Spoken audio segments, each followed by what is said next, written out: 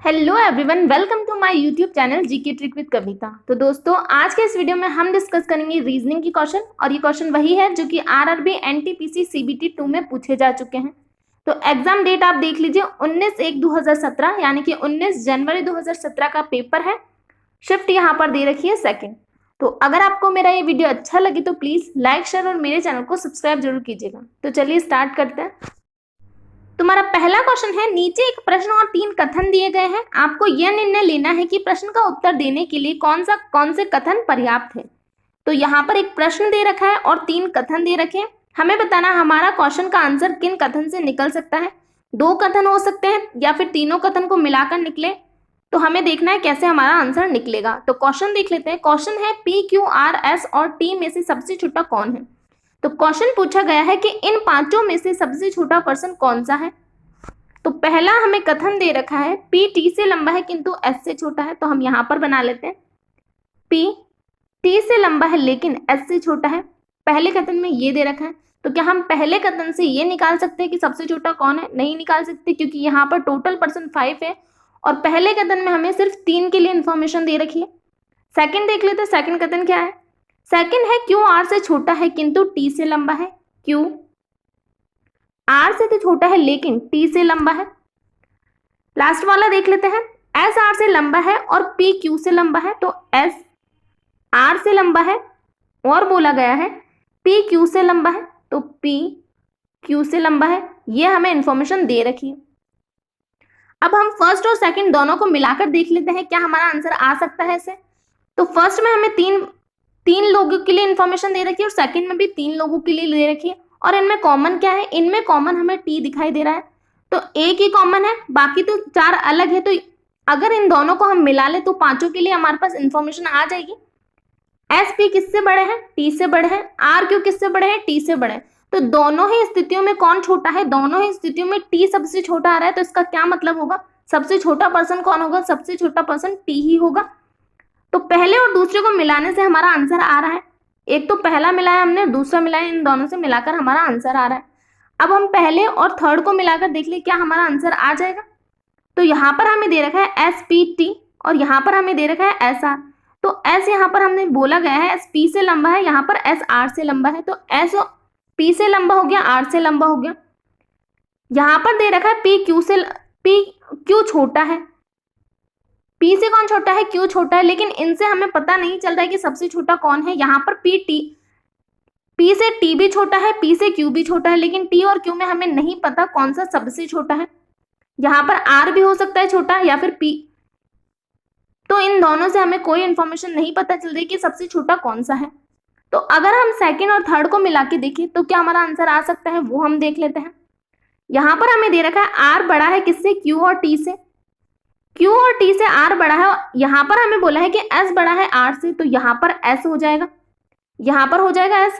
और यहाँ पर Q किससे छोटा है? Q P से छोटा है। तो P कहाँ पर होगा? P यहाँ पर हो जाएगा।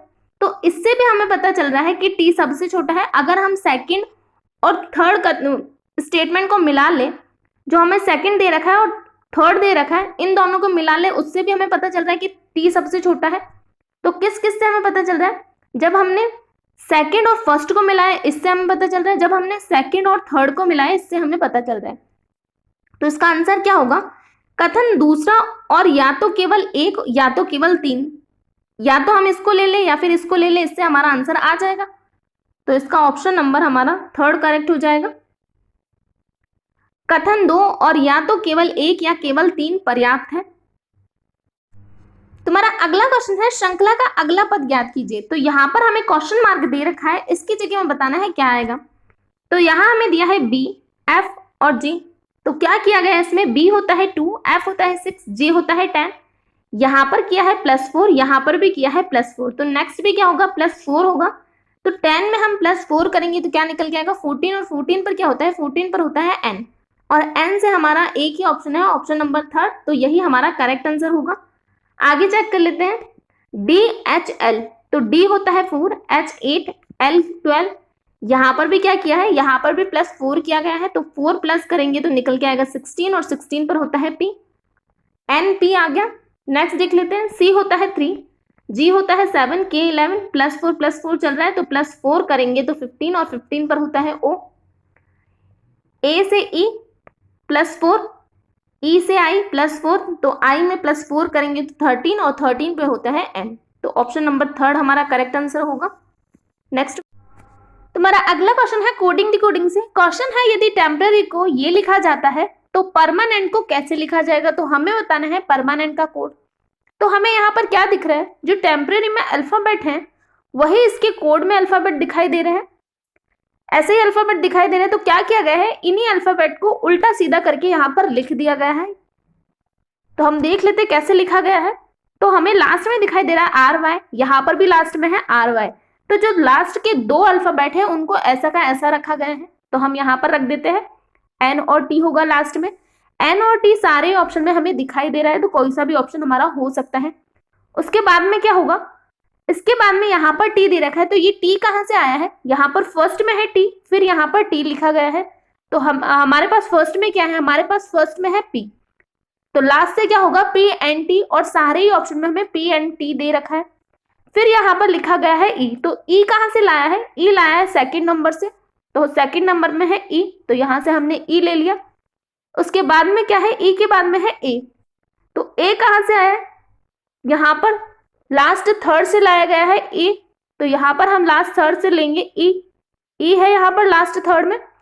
फिर क्या है, फिर है यहाँ पर O, तो O कहाँ से आया है, O फिफ्थ नंबर से आया है, तो फिफ्थ नंबर पर क्या है, यहाँ पर A है, तो हमने A ले लिया। उसके बाद में क्या है, उसके बाद में है M, तो M थर्ड नंबर पे, जो थर्ड नंबर का है वो थर्ड नंबर पर ही है, तो R यहीं पर होगा, R हो जाएगा। यहाँ पर दिया है फिर P, तो P कहाँ से लिया है, P लिया है फोर्थ नंबर से, तो फोर्थ नंबर पर यहाँ पर है M, और लास्ट में है यहाँ पर R, तो R कहाँ से लिया है, R यहाँ से हमने फोर्थ नंबर से लिया है, क्योंकि ये दोनों तो हमने ऐसे कैसे ले लिए, R लिया है, तो इसकी जगह क्या है फोर्थ नंबर पर यहाँ पर है N, तो ये हमारा कोड होगा। इन अल्फाबेट को उल्टा सीधा यहाँ पर लिख दिया गया है, कोई लॉजिक नहीं है यहाँ पर, तो ये हमारा आंसर होगा जो कि ऑप्शन नंबर 1 में हमें दिखाई दे रहा है। नेक्स्ट तुम्हारा अगला क्वेश्चन है एनालॉजी से। क्वेश्चन है तापमान रिलेटेड है थर्मामीटर से, तो घड़ी किससे रिलेटेड होगी। तो थर्मामीटर में क्या मापा जाता है, तापमान मापा जाता है, तो घड़ी में क्या होता है, दीवार, समय, पेंडुलम या फिर रेखीय। तो घड़ी में क्या होता है, घड़ी में समय होता है, तो ऑप्शन नंबर 2 हमारा करेक्ट आंसर हो जाएगा, समय। नेक्स्ट क्वेश्चन तुम्हारा अगला क्वेश्चन है नीचे एक कथन और एक कारण दिया गया है। तो यहाँ पर कथन और एक कारण दिया गया है, तो इसके ऑप्शन देख लीजिए। ऑप्शन कैसे हैं, ऑप्शन है A और R दोनों सत्य है किंतु R A का सही कारण नहीं है। तो या तो हमारा ऑप्शन ऐसे हो सकता है, ये भी सही हो बात और ये भी सही हो बात, लेकिन R A का सही कारण नहीं हो सकता, मतलब जो ये कथन है उसका कारण ये वाला सही नहीं होगा, तब हमें ऑप्शन 1 लगाना है। ऑप्शन सेकंड है A सत्य है किंतु R गलत है। अगर हमें ऐसा लगता है A हमारा सही है और R गलत है तो हमें ऑप्शन नंबर 2 लगाना है। थर्ड ऑप्शन है A गलत है किंतु R सही है। अगर हमें A गलत लगता है और R सही लगता है तो हमें ऑप्शन नंबर 3 लगाना है। फोर्थ है A और R दोनों सत्य है और R A का सही कारण है। अगर हमें लगता है A और R दोनों ही सत्य है और R A का सही कथन है तो हमें ऑप्शन नंबर 4 लगाना है। तो अब कथन पढ़ लेते हैं। कथन है बेहतर स्वास्थ्य सुविधाओं के बावजूद शहरी भारत ग्रामीण भारत की तुलना में अधिक बीमार है। तो यहाँ पर क्या बोला गया है कि शहर में अच्छी स्वास्थ्य सुविधा होती है, फिर भी शहर के लोग ग्रामीण के लोगों से की तुलना में ज्यादा बीमार होते हैं। तो ये तो बात बिल्कुल सही है, करेक्ट बात बोली गई है, यहाँ पे ऐसा ही है। तो क्या सेकंड जो हमें कारण दे रखा वो A का सही कारण है, क्या इसी वजह से ऐसा हो रहा है, तो वो हम पढ़ लेते हैं। शहरी जीवन को प्रदूषण के बढ़ते हुए स्तर, अस्वास्थ्यकर तरीके से कचरा फेंके जाने और फास्ट फूड संस्कृति जैसी समस्याओं का सामना करना पड़ रहा है। तो हाँ, ये इसका बिल्कुल सही कारण है। अस्वस्थ होने का क्या कारण है, यही कारण है, प्रदूषण, फास्ट फूड और अस्वस्थ्यकर तरीके से कचरा फेंकना, यही कारण होता है बीमार होने का। तो हमारा ये वाला करेक्ट हो जाएगा। तो इसका आंसर क्या होगा, A और R दोनों ही सत्य है और R A का सही कारण है, जो कि ऑप्शन नंबर हमारा 4 में हमें दिखाई दे रहा है। नेक्स्ट क्वेश्चन तुम्हारा अगला क्वेश्चन है इनमें से किस सक्रिय का परिणाम 26 होगा। तो हमें बताना है 26 किसका आंसर होगा इसमें। तो सबसे पहले हम क्या चेक करेंगे, सबसे पहले हम चेक करेंगे डिवाइड। तो यहाँ पर हमें दे रखा है 18 मल्टीप्लाई 16 डिवाइड 12 कर रखा है। यहाँ पर 12 मल्टीप्लाई 11, तो क्या 12 मल्टीप्लाई 11 कर रखा है, इसमें हम 13 का डिवाइड दे सकते हैं? नहीं दे सकते। तो क्या हो जाएगा, इसमें हमारा पॉइंट में आंसर आएगा, तो इसको हम नहीं चेक करेंगे अभी। अगर हमारा आंसर डिवाइड करने पर हमने इसको डिवाइड करेंगे 12 से, 18 मल्टीप्लाई 16 को डिवाइड करेंगे 12 से, तो हमारा 12 से पूरा चला जाएगा, ये 3 से चला जाएगा, ये 4 से चला जाएगा, तो यहाँ पर कोई पॉइंट नहीं आएगा। लेकिन अगर हमने 12 मल्टीप्लाई 13 डिवाइड बाय 13 किया, तो यहाँ पर हमारा आंसर किस में आएगा, पॉइंट में आएगा। तो ऐसे वाले जो समीकरण होते हैं उनको हम लास्ट में चेक करेंगे। अगर जो हमने चूज किया है उससे हमारा आंसर नहीं आ रहा है, तब हम ऐसे वाले समीकरण को चेक करेंगे। तो अभी ये वाला हम चेक नहीं करेंगे। यहाँ पर हमें दे रखा है 18 डिवाइड बाय 16, तो क्या 18 डिवाइड बाय 16 करेंगे तब भी हमारा आंसर पॉइंट में ही आएगा, तो इसलिए हम इसे भी चेक नहीं करेंगे। यहाँ पर हमें दे रखा है 16 मल्टीप्लाई 12, इसको हम 11 से डिवाइड करते हैं, तो यहाँ पर भी हमारा आंसर पॉइंट में ही आएगा। तो इसीलिए हम इन तीनों को अभी चेक नहीं करेंगे। सबसे पहले हम किसको चेक करेंगे, जिसमें हमारा आंसर पूरा आ रहा है, पॉइंट में नहीं आ रहा है। तो यहाँ पर हमने 12 से डिवाइड किया, पहले 4 से डिवाइड किया इसको, तो 4 यहाँ पर आया, यहाँ बचा 3 से इसको डिवाइड करेंगे तो कितना निकल के आएगा, 6 निकल के आएगा। 6 4 जा 24 में कितना माइनस करना है, 11, और प्लस कितना करना है, 13। तो अगर माइनस का 11, यहाँ पर कितना बचेगा, प्लस का 2 बच जाएगा, प्लस का 2 इसमें ऐड करेंगे तो कितना निकल के आएगा, 26 निकल के आएगा, और 26 ही होना चाहिए समीकरण का आंसर। तो हमारा ऑप्शन नंबर 1 करेक्ट हो जाएगा। तुम्हारा अगला क्वेश्चन है ब्लड रिलेशन से। क्वेश्चन है मीरा सचिन की पत्नी है, सचिन की बहन शारदा है। तो मीरा कौन है, मीरा सचिन की पत्नी है। तो हमने यहां पर बना लिया मीरा पत्नी है सचिन की। सचिन की बहन शारदा है, तो सचिन की बहन कौन है, सचिन की बहन शारदा है। तो हम यहां पर बना लेते हैं मीरा पत्नी है सचिन की बहन शारदा है, यहां पर हमने लिख लिया। और वह अर्जुन की पत्नी है, तो शारदा कौन है, शारदा पत्नी है अर्जुन की। अरुण शारदा का बेटा है, तो अरुण बेटा है शारदा का, यहां पर हमने बना लिया। आगे बोला है अर्जुन मीरा का भाई है, तो अर्जुन कौन है, जो ये अर्जुन है वो मीरा का भाई है। आगे बोला है सोनाली अर्जुन की बेटी है, तो सोनाली कौन है, सोनाली अर्जुन की बेटी है। तो यहां पर हो जाएगा सोनाली, ये इसकी बेटी हो गई। अरुण सोनाली का क्या है, तो अरुण सोनाली का क्या है, अरुण यहाँ पर है, सोनाली यहाँ पर है, इन दोनों का क्या रिलेशन है, भाई बहन का रिलेशन है। तो अरुण सोनाली का क्या होगा, भाई होगा। ऑप्शन नंबर 2 हमें दे रखा है भाई। नेक्स्ट क्वेश्चन, तो अगला क्वेश्चन है पुस्तक रिलेटेड है लेखक से, तो सिनेमा रिलेटेड होगी। तो पुस्तक किससे रिलेटेड है, लेखक से, तो सिनेमा किससे रिलेटेड होगी, निर्माता से, संपादक से, निर्देशक से, या फिर मास्टर से। तो सिनेमा रिलेटेड होगी निर्देशक से, ऑप्शन नंबर 3। तो अगला क्वेश्चन हमारा नंबर सीरीज से है।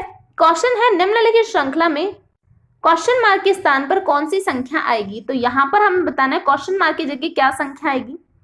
तो अगर हम यहां पर देखें, यहां पर हमें दिया है 4, 5, 8, 10।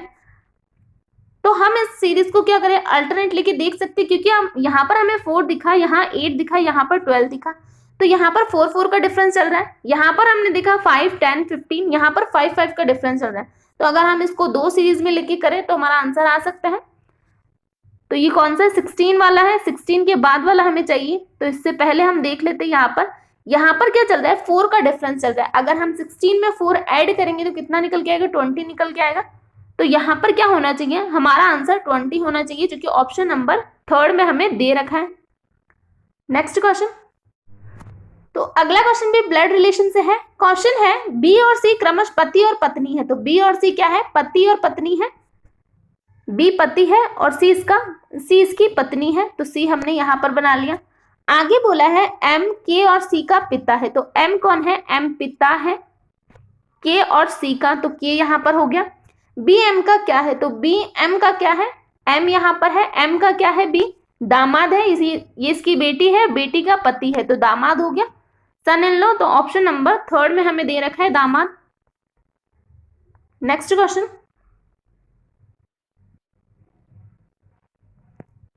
तो अगला क्वेश्चन है, एक भवन में 30 लोग केवल कॉफी पीते हैं, 40 लोग केवल चाय पीते हैं, 25 चाय और कॉफी दोनों पीते हैं, 20 चाय और दूध दोनों पीते हैं और 15 लोग तीनों पैप पीते हैं।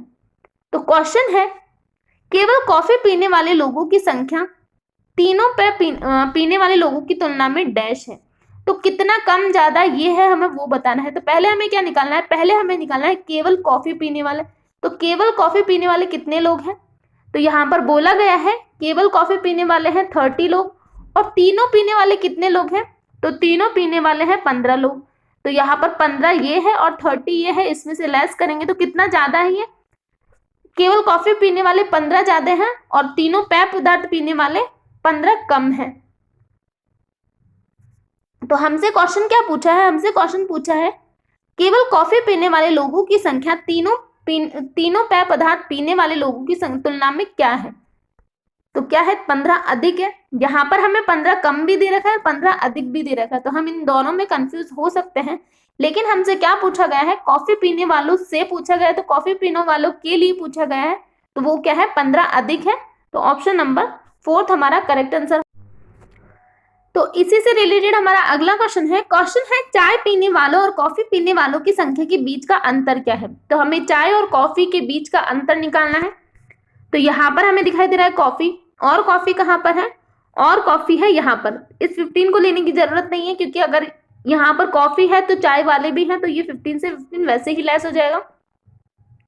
तो हमने यहाँ से ले लिया 30 और यहाँ से ले लिया 25। तो कॉफी वाले कितने आए हैं, कॉफी वाले आए हैं 55। तो 55 लोग ऐसे हैं जो कि कॉफी पीते हैं। यहाँ पर हमें क्या चाहिए, चाय पीने वाले। तो चाय पीने वाले यहाँ पर है 40, यहाँ पर भी है चाय पीने वाले और यहाँ पर भी है चाय पीने वाले। तो टोटल कितने हो जाएंगे चाय पीने वाले, यहाँ पर ये 25 और 20 कितना हो गया 45, 45 और 40 कितना हो गया 85। यहाँ पर निकल के आया, इनको लेस करेंगे तो कितना निकल के आ जाएगा 0, यहाँ पर हो जाएगा 3। तो इनका डिफरेंस कितना निकल के आया, चाय पीने वाले और कॉफी पीने वालों का 30 आ रहा है, जो कि ऑप्शन नंबर हमारा 3rd है। तुम्हारा अगला क्वेश्चन है, नीचे एक प्रश्न और 3 कथन 1, 2, 3 दिए गए हैं। आपको यह निर्णय लेना है कि प्रश्न का उत्तर देने के लिए कौन सा कथन पर्याप्त है। तो हमें बताना है कौन सा कथन पर्याप्त है क्वेश्चन का आंसर देने के लिए। तो यहाँ पर हमें बोला गया है प्रश्न एक संख्या का 40% क्या है। तो किस कथन से हम संख्या का 40% निकाल सकते हैं वो हमें बताना है। तो पहला कथन हमसे बोला गया है उक्त संख्या का 25% उस संख्या से 60 कम है। तो उक्त संख्या क्या है 40% है, उससे क्या बोला गया है 25% उस संख्या से 60 कम है। अगर 25% उस संख्या से 60 कम है, 40 यहाँ पर हमें दे रखा है, 25 हमें यहाँ पर दे रखा है, इन दोनों का डिफरेंस कितना हो गया, इन दोनों का डिफरेंस हमारे पास हो गया 15। ये 15 किसके बराबर है, ये 15 हमें दे रखा है 60 के बराबर। तो अगर 15% 60 के बराबर है तो हम 40% का मान निकाल सकते हैं। 60 को डिवाइड करेंगे 15 से, यहाँ पर मल्टीप्लाई कर देंगे 40 से, तो हमारे पास क्या निकल के आ जाएगा, हमारे पास निकल के आ जाएगा उस संख्या का 40%। तो पहले कथन से हम 40% निकाल सकते हैं, तो ये वाला करेक्ट हो गया। सेकंड देख लेते हैं, सेकंड कथन क्या है, उक्त संख्या की 20% एक सम संख्या है। क्या हम इस कथन से निकाल सकते हैं 40% उस संख्या का, नहीं निकाल सकते। थर्ड है उक्त संख्या के 2 गुने का 5% उस संख्या का 1/10 है। तो क्या हम इससे निकाल सकते हैं, जब तक हमारे पास वैल्यू नहीं होगी तब तक हम संख्या नहीं निकाल सकते। फर्स्ट में हमें यहाँ पर वैल्यू गिवन थी इसलिए हमने निकाल ली, तो इन दोनों से तो हम नहीं निकाल सकते। तो इसका आंसर क्या होगा, केवल 1 पर्याप्त है, जो कि हमारा ऑप्शन नंबर 1 है। नेक्स्ट क्वेश्चन, तो अगला क्वेश्चन हमारा श्रृंखला से है। यहां पर हमें सीरीज दे रखी है और आगे 2 अक्षर हमें बताने हैं कौन से आएंगे। तो लॉजिक हम देख लेते क्या चल रहा है।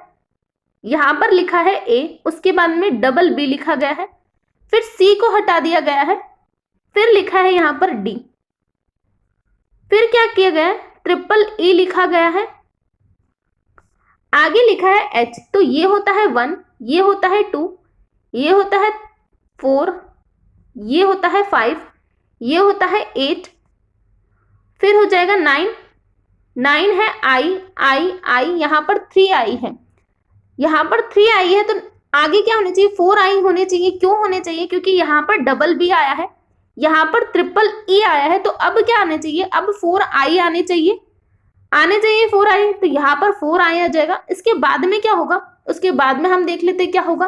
तो पहला अल्फाबेट तो हमारे पास आ गया आई होगा, यहाँ पर है 1, यहाँ पर +1, यहाँ पर क्या किया है +2 किया है, यहाँ पर फिर से +1 किया गया है, 5 से 8 +3 यहाँ पर हुआ है, फिर से 1 हुआ है। तो जब यहाँ पर +1 किया है, यहाँ पर +2 किया है, यहाँ पर +3 हुआ है, तो नेक्स्ट क्या होना चाहिए +4 होना चाहिए। आई में हम क्या प्लस करेंगे, 4 प्लस करेंगे। +4 क्यों करेंगे हम इसमें, क्योंकि यहाँ पर लॉजिक क्या चल रहा है, यहाँ पर 1 था तो इसमें हमने +1 कर दिया, यहाँ पर 2 है और यहाँ पर 4 है नेक्स्ट में, तो यहाँ पर क्या किया है, यहाँ पर +2 किया है, फिर +1, फिर 5 से 8 क्या हुआ है +3 हुआ है, तो यहाँ पर क्या हुआ है +3 हुआ है, फिर यहाँ पर +1 हो गया। तो अब नेक्स्ट क्या होना चाहिए +4 होना चाहिए, +4 ही होगा। तो आई में हम +4 करेंगे तो कितना निकल के आएगा, 13 निकल के आएगा। और 13 पे क्या होता है, 13 पे होता है m। तो आई और m हमारे अल्फाबेट निकल के आए हैं, जो कि ऑप्शन नंबर 4 में हमें दे रखा है। नेक्स्ट क्वेश्चन, तुम्हारा अगला क्वेश्चन कथन और कारण से है। कथन है मोबाइल फोन की बिक्री में हाल ही के दिनों में कहीं गुना वृद्धि हुई है। तो ये कथन तो बिल्कुल करेक्ट है, मोबाइल फोन की बिक्री में हाल ही के दिनों में कहीं गुना बिक्री हुई है, तो ये वाला तो हमारा करेक्ट हो जाएगा। अब हमें ये बताना है क्या ये वाला कारण इसका बिल्कुल करेक्ट है या नहीं है, वो हमें देखना है।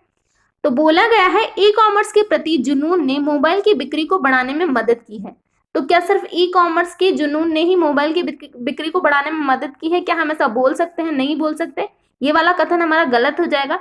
व्यापार के लिए लोग मोबाइल नहीं खरीदते हैं, तो ये वाला हमारा रॉन्ग हो जाएगा। इसका क्या होगा, केवल कथन ए सत्य है किंतु आर गलत है, तो ऑप्शन नंबर 2 हमारा करेक्ट आंसर होगा। नेक्स्ट क्वेश्चन, तो अगला क्वेश्चन है x जेड का बेटा है। तो x कौन है, x बेटा है जेड का, y जेड का बेटा नहीं है। अगर y जेड का बेटा नहीं है तो y कौन हो जाएगा, बेटी हो जाएगा। k जेड की पत्नी है, तो k जेड की पत्नी है, तो ये इसका पति हो जाएगा। इसका जेंडर हमारे पास आ चुका है। x y का भाई है, तो x कौन है, x भाई है y का। y k का क्या संबंध है, तो y का k से क्या संबंध है, y कौन होगी, k की बेटी होगी। ऑप्शन नंबर 1 हमें दे रखा है, बेटी। नेक्स्ट, तो अगला क्वेश्चन हमारा मैथमेटिकल ऑपरेशन से है। क्वेश्चन है यदि माइनस एवं डिवाइड चिन्हों का स्थान आपस में बदल दिया जाए तो निम्न में मान क्या होगा। तो निम्न का मान क्या होगा वो हमें बताना है। डिवाइड और जो माइनस है उसका चिन्ह हमें बदलना है। तो 38 यहाँ पर क्या लाना है, यहाँ पर डिवाइड लाना है, डिवाइड बाई 2 प्लस करेंगे 1 मल्टीप्लाई 6 और डिवाइड की जगह हो जाएगा माइनस का 6, तो मल्टीप्लाई 6 करेंगे तो 6 ही होगा, 6 में से 6 लेस करेंगे तो यहाँ पर तो हो जाएगा 0। अब इसको डिवाइड कर लेते हैं तो यहाँ पर हो जाएगा 1 और ये हो जाएगा 9, तो 19 हमारा आंसर होगा, जो कि ऑप्शन नंबर 4 हमें दिखाई दे रहा है। तुम्हारा अगला क्वेश्चन है ब्लड रिलेशन से। क्वेश्चन है निम्नलिखित जानकारी पर विचार करें और उसके आधार पर प्रश्नों के उत्तर दें। तो क्वेश्चन है वाई एक गृहिणी है और उसका पति इंस्पेक्टर है। तो वाई कौन है, वाई गृहिणी है, इसका पति है इंस्पेक्टर, तो यहाँ पर हमने लिख लिया इंस्पेक्टर। आगे बोला है उनके बेटे जे एक शिक्षक और एक बैंकर है। तो इसके 2 बेटे हैं, एक शिक्षक है और एक बैंकर है। एक का नाम है जे और दूसरे का नाम है के। तो ये कौन है, पहला है शिक्षक, जे है शिक्षक यानी टीचर, और के कौन है, के है बैंकर, तो यहां पर हमने लिख लिया। आगे देख लेते हैं। आगे बोला गया है जिनकी शादी क्रमशः नर्स और शिक्षिका से हुई है। तो शिक्षक की शादी किससे हुई है, टीचर की शादी हुई है नर्स से, और बैंकर की शादी किससे हुई है, टीचर से हुई है, तो यहां पर हमने लिख लिया। आगे बोला है जे का विवाहित बेटा पी एक इंस्पेक्टर है। तो जे का एक बेटा है जो कि विवाहित है और इंस्पेक्टर है, यहां पर हमने लिख लिया। आगे बोला है जिसके 2 बेटे हैं, तो यहां पर जे के बेटे के भी 2 बेटे हैं, तो यहां पर हो जाएंगे 2 बेटे। आगे बोला है के की विवाहिता बेटी क्यों एक सॉफ्टवेयर इंजीनियर है। तो के की विवाहिता बेटी, के यहां पर है, इसकी विवाहिता बेटी क्यों है, जो कि एक सॉफ्टवेयर इंजीनियर है जिसके 2 बेटे हैं, तो इस क्यू के भी 2 बेटे हैं, यहां पर हो जाएंगे। बोला गया है ये सभी एक संयुक्त परिवार में रहते हैं, तो ये सभी एक संयुक्त परिवार में रहते हैं। क्वेश्चन है क्यू की दादी एक डैश है, तो क्यू की दादी क्या है? क्यू यहां पर है, क्यू की दादी कौन होगी?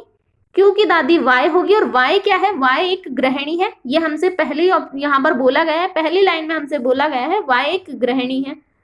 तो क्या हो जाएगा इसका आंसर? वाई गृहिणी है, ऑप्शन नंबर फर्स्ट हमारा करेक्ट आंसर होगा। इसके दो और क्वेश्चन है जो कि ऊपर है, यहां पर देख लेते हैं। तो क्वेश्चन है दी गई जानकारी के आधार पर बताइए कि इनमें से कौन सा एक विवाहित जोड़ा है। तो शिक्षक और शिक्षिका और शिक्षक का जोड़ा है? नहीं है। यहाँ पर टीचर और नर्स का जोड़ा है पहला। तो सेकंड हमें दे रखा है शिक्षिका और इंस्पेक्टर, तो ऐसा कोई भी जोड़ा नहीं है शिक्षिका और इंस्पेक्टर का। फिर हमसे बोला गया है गृहिणी और बैंकर, तो गृहिणी किसकी पत्नी है? गृहिणी पत्नी है इंस्पेक्टर की। और यहाँ पर बोला गया है नर्स और शिक्षक, तो हाँ ये वाला जोड़ा बिल्कुल करेक्ट हो जाएगा, नर्स और शिक्षक का। यहां पर हमें दिखाई दे रहा है जे एक टीचर है और उसकी वाइफ कौन है? उसकी वाइफ है नर्स। तो ऑप्शन नंबर 4 हमारा करेक्ट आंसर हो जाएगा। तो इससे रिलेटेड एक और क्वेश्चन है। क्वेश्चन है पुरुष महिला का अनुपात क्या है? तो हमें बताना है पुरुष और महिलाओं का अनुपात हमें निकालना है। तो यहाँ पर हम देख लेते हैं कितने पुरुष है और कितनी महिलाएं हैं। तो यहाँ पर एक पुरुष 1 2 3 4 5, तो 5 पुरुष ये हो गए, और क्या हो जाएगा यहाँ पर 6 इसका पति होगा क्योंकि ये विवाहित है, तो यहाँ पर हो जाएगा 7 8 और 9, तो कितने पुरुष हो गए? टोटल हो गए 9 पुरुष। 9 पुरुष हो गए। महिलाएं गिन लेते हैं। तो महिलाएं 1 2 3 4, और ये विवाहित है तो इसकी भी वाइफ होगी, तो 5 महिलाएं हो गई। तो टोटल कितने पुरुष और महिला हो गए? 9:5 का इनका रेशियो है, जो कि ऑप्शन नंबर हमें 4 में दिखाई दे रहा है। तुम्हारा अगला क्वेश्चन है यदि हाईजैक को ये लिखा जाता है तो स्पून को किस रूप में लिखा जाएगा? तो हमें बताना है स्पून का कोड। तो यहाँ पर हम देख लेते हैं क्या लॉजिक चल रहा है। तो पहले हम नंबर लिख लेते हैं इनके। H होता है 8, I होता है 9, J होता है 10, A होता है 1, C 3 और K 11। यहाँ पर हमें दिया है U, तो U होता है 21, V 22, W 23, N 14,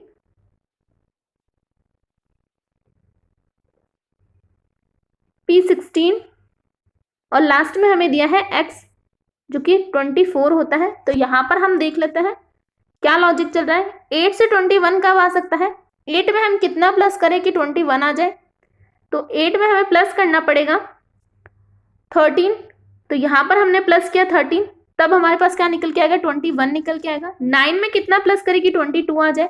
तो 9 में भी हमें 13 प्लस करना पड़ेगा, तब 22 आएगा। यहाँ पर भी प्लस 13 दे रखा है, यहाँ पर भी प्लस 13 है, यहाँ पर भी प्लस 13 है। 11 से 24 प्लस 13, तो यहाँ पर क्या लॉजिक चल रहा है? प्लस 13 का लॉजिक चल रहा है। तो स्पून का कोड हम निकाल सकते हैं। एस होता है 19, 19 में प्लस 13 करेंगे तो कितना निकल के आएगा? 9 और 3 12, 1 2 3 32 निकल के आएगा। 32 पर क्या होता है? 32 पर होता है एफ, क्योंकि यहाँ पर लास्ट में कितने बचेंगे? 6 बचेंगे, तो 6 पर होता है एफ। तो पहला हमारा अल्फाबेट क्या निकल के आएगा? एफ निकल के आएगा। एफ से हमारा एक ही ऑप्शन है, ऑप्शन नंबर 2, तो यही हमारा करेक्ट आंसर होगा। आगे चेक कर लेते हैं। एफ पी होता है 16, 16 में प्लस 13 करेंगे तो कितना निकल के आएगा? 6 और 3 9, यहाँ पर हो जाएगा 2 29, और 29 पर क्या हो जाएगा? 29 पर हो जाएगा सी। ओ होता है 15, 15 में प्लस 13 करेंगे तो कितना निकल के आएगा? 28, और 28 पर क्या होता है? 28 पर होता है बी, तो यहाँ पर हो जाएगा डबल बी। फिर हमें दे रखा है एन, तो एन होता है 14, 14 में प्लस करेंगे 13 तो 27, और 27 पर हो जाएगा ए, जो कि ऑप्शन नंबर 2 हमारा करेक्ट आंसर होगा। नेक्स्ट तुम्हारा अगला क्वेश्चन है यदि एम जे ई को 25 है तो एल जे एफ क्या? तो यहाँ पर हमें दे रखा है एम जी ई का मान 25, तो 25 कैसे आया होगा? अगर हम इनके अल्फाबेट के नंबर को ऐड करें तो क्या निकल के आएगा वो हम देख लेते हैं पहले। एम होता है 13, जी होता है 7, ई होता है 5, इनको हमने प्लस किया तो यहाँ पर 25 निकल के आ रहा है। इनको प्लस करेंगे ये हो जाएगा 20, 20 प्लस करेंगे 5 तो 25 आ रहा है यहाँ पर। तो यही लॉजिक हम यहाँ पर अप्लाई करके देख लेते हैं। L होता है 12, J होता है 10, F होता है 6, तो टोटल कितना हो जाएगा? यहाँ पर ये 22 में प्लस करेंगे 6 तो 28। तो ऑप्शन नंबर 1 हमारा करेक्ट आंसर होगा 28। नेक्स्ट, तो अगला क्वेश्चन है, क्वेश्चन मार्क की जगह में बताना है क्या आएगा। तो यहाँ पर हमें दिया है ADI, A होता है 1, D होता है 4, I होता है 9, Y होता है 25। तो क्या चल रहा है यहाँ पर? स्क्वायर चल रहा है, 1 का स्क्वायर, 2 का स्क्वायर, 3 का स्क्वायर। तो नेक्स्ट क्या होगा? यहाँ पर हो जाएगा 4 का स्क्वायर, 4 का स्क्वायर होता है 16 और 16 पर होता है P। तो ऑप्शन नंबर 4 हमारा करेक्ट आंसर होगा। तो आज का लास्ट क्वेश्चन है निम्नलिखित श्रृंखला में अगली संख्या क्या होगी। तो हमें बताना है क्वेश्चन मार्क की जगह क्या आएगा। तो यहाँ पर हमें दे रखा है 0, 7, 26, 63। तो ये हमें क्या दिखाई दे रहे हैं? यहाँ पर हमें 7 दिख रहा है, 7 इसमें प्लस अगर हम 1 कर दे तो क्या निकल के आएगा? 8 निकल के आएगा। और 8 क्या होता है? 8 होता है 2 का क्यूब। फिर यहाँ पर हमने देखा, यहाँ पर हमें 26 दिया है, अगर हम इसमें प्लस 1 कर दें 27 क्या होता है? 27 होता है 3 का क्यूब। फिर यहाँ पर हमें दिखाई दे रहा है 63 में अगर हम प्लस 1 कर दे तो 4 का क्यूब हो जाएगा, और 124 में प्लस 1 कर दे तो 5 का क्यूब हो जाएगा। तो नेक्स्ट क्या होना चाहिए? नेक्स्ट होना चाहिए 6 का क्यूब माइनस 1। तो 6 का क्यूब होता है 216, इसमें से माइनस 1 कर दे तो 215 हमारा आंसर होना चाहिए। और हमें ऑप्शन में भी 215 गिवन है, तो यही हमारा लॉजिक होगा। ऑप्शन नंबर 3 हमारा करेक्ट आंसर होगा। तो इस पेपर में जितने भी क्वेश्चन थे वो मैंने आपको करवा दिए हैं। अगर वीडियो अच्छा लगी तो प्लीज लाइक कीजिए, शेयर कीजिए और चैनल को सब्सक्राइब जरूर कीजिए।